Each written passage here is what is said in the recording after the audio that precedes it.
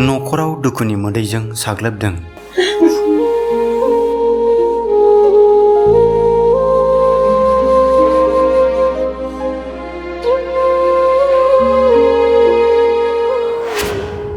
रां गैयिनि बिफाखौ देहा फाहामसालिनिफ्राय लाबोफिननो गोनां जाबाय। आफाया जाहानिया बेमार जाबाय थादों, बेनिफ्राय आफाखौ मेडिकेलाव लांनाय जादोंमोन। मेडिकेलाव लांबाबो डाक्टरा फैसा गैयिनि थाखायनो भर्ति खालामदिया, न'आव लाबोफाफिननो गोनां जाबाय।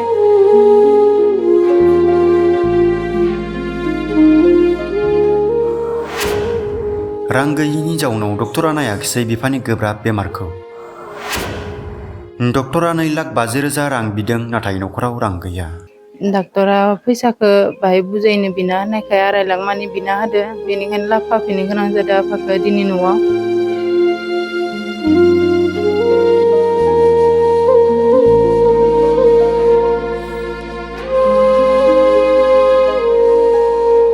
सुबुं अनफावरि रायजोफोरनाव अनसुंथाइ मागिदों आंगो फिसाजो आरो अनसुलि बिसिया।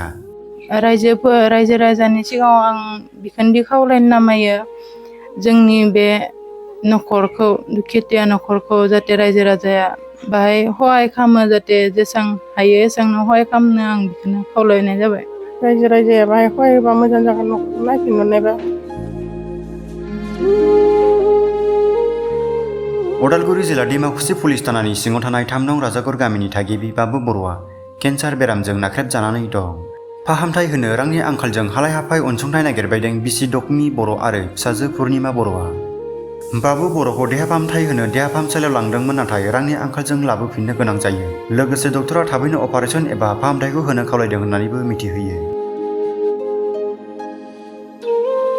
बेमारिखौ फाहामथाय होनो रायजो राजा लोगोसे बिटिसिनि दैदेनगिरिफोरनिफ्राय मदद हास्थायदों न'खरनि सोद्रोमाफोरा।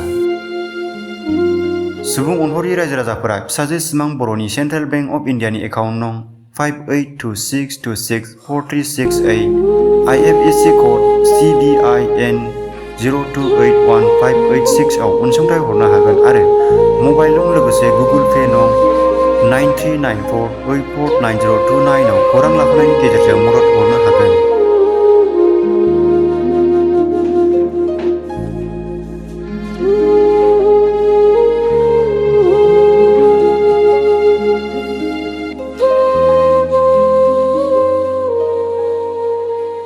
बेखौनो बेमार जादों, बेमार जानायाव दा जों नायनो हायाखै, फैसा बाथि गैया। डाक्टरनाव लांबाबो लाबोफाफिननो गोनां जायो आरो बिसोरबो माबा खालामा, फैसाखौनो दा बुरजा बिना होदो, बेनिखायनो जों लाबोनाय जाबाय न'आव। दा रायजो राजानिफ्राय आं सहाय बिदो बाहाय बांला, बेखौनो आसा खालामदों आरो मोनथो होननानै। रायजो राजाया बाहाय सहाय होबा मोजां जागोन, न'खरखौ नायफिनहरनायबा, बेबायदि आरो। बेमार जानाया बेखौनो जों लांनो हायाखै, लांबाबो डाक्टरानो फिदिंना हरो, बेखौनो जाबाय थादो। फैसा गैयिनि थाखाय जों अपारेसन खालामनो हायाखै, बेखौनो दा इमानखौलाय बिना होदो, बेखिनिखौनो आरो आं बुंबाय। सरकारा बाहाय माबाफोर सहाय होनायबा मोजां जागौमोन आरो, बेखिनियानो आरो आं बुंनाया। आफाया जाहानिया बेमार जाबाय थादों, बेनिफ्राय आफाखौ मेडिकेलाव लांनाय जादोंमोन। मेडिकेलाव लांबाबो डाक्टरा फैसा गैयिनि थाखायनो भर्ति खालामदिया, न'आव लाबोफाफिननो गोनां जाबाय।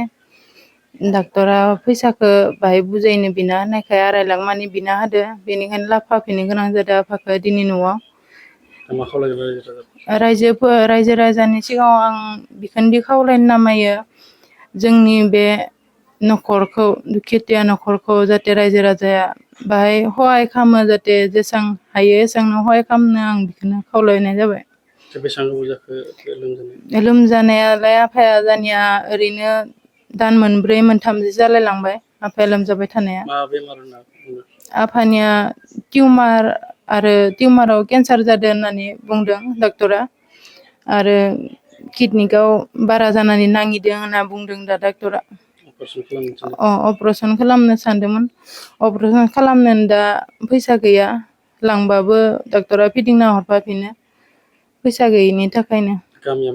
गामिया जोंनिया 3 नं राजागर गोलैयो, उदालगुरि गोलैयो, दिमाकुसि 3 नं राजागर।